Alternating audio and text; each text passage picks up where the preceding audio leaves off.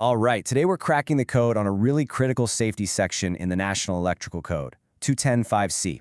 We're talking about the rules for identifying ungrounded conductors, and, getting this right is just fundamental to a safe professional job. So here's our game plan. We're going to start with the why behind the conductor code. Then we'll dive into the challenges with multi-voltage AC systems. After that, we'll switch gears and decode the rules for DC circuits. And finally, we'll wrap up with the big one, the mandate for labeling everything right at the source. Let's get into it. So first things first, why does the NEC get so specific with how we identify conductors? Well, it's pretty simple, really. This isn't just about passing an inspection, it's about preventing some really catastrophic failures and, frankly, protecting every single person who might touch that system down the road. I mean, come on, we've all been there, right? You pop the cover off a panel, and you're just staring at this spaghetti-like mess of wires. No clear sign of what's what. What's the voltage? What's the system? What's the phase? That moment of confusion, that uncertainty, that is exactly the hazard NEC 210.5 is trying to eliminate. Think of it this way. The wiring in a big building is kind of like a room full of people all speaking different languages. Proper labeling, proper identification, that's the universal translator. And without it, dangerous miscommunications aren't just possible, they're pretty much inevitable. Now, the code lays out rules for all three main types: the grounded conductor, the equipment grounding conductor, and the ungrounded conductor. But our focus today is on that last one, the ungrounded conductors, which is covered in section 210.5C. This is where things can get really confusing, especially when you have multiple systems in play. Okay, so let's jump into our first big scenario, having more than one AC voltage system on a single property. This is super common in commercial buildings and industrial sites, and it's exactly where things can get dicey if you're not careful. Just imagine you've got both of these systems feeding circuits in the same building.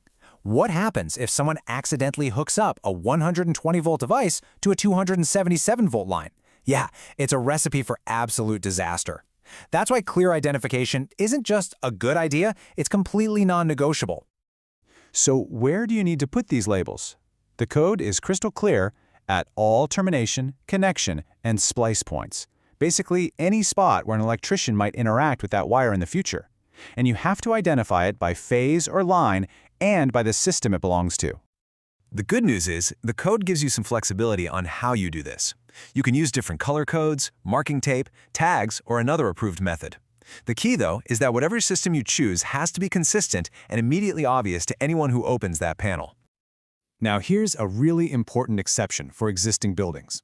Let's say you're adding a new 480-volt system to a place that already has an old, unmarked 240-volt system. The code says you don't have to go back and trace and mark every single old wire. You just need to clearly identify the new system you're putting in. But, and this is a huge but, there's a catch. When you use that exception, you have to post a label right there at the new system's distribution gear with this exact phrase on it. This is a critical heads up for the next technician, warning them that even though this system is marked, there are other unmarked systems lurking around. It's a huge safety notice. Okay, let's switch gears. We've talked AC, now let's get into the specific rules for direct current. With solar, EV chargers, and battery storage becoming so common, these rules are more important than ever. So here's the magic number you have to remember, 60 volts. The really specific DC identification rules in 210.5C2, they only kick in once the system is operating at more than 60 volts. Below that, these particular requirements don't apply. For the bigger DC conductors, we're talking 4 AWG and larger. The rule is pretty straightforward.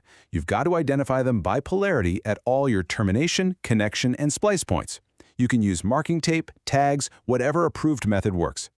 But for the smaller DC wires, 6 AWG and smaller, the code gets way more specific, and for good reason. It's to prevent any possible mix-ups. A positive wire has to have either a solid red outer finish, a red stripe, or be stamped with pause. And the negative has to be a black finish, a black stripe, or stamped with neg. These methods leave absolutely no room for guessing. All right, let's get to our final section, which is basically the golden rule that applies to everything we've talked about, both AC and DC. It's the absolute requirement to make your identification system permanent and clear right at the source. See, it's not enough to just mark up the wires. You also have to post the key to your system at every single panel board. Whether you used phase tape, or different colors, or some other method, that legend has to be right there so the next person can look at it and immediately get what's going on. And the code gets really specific about the quality of this label, too.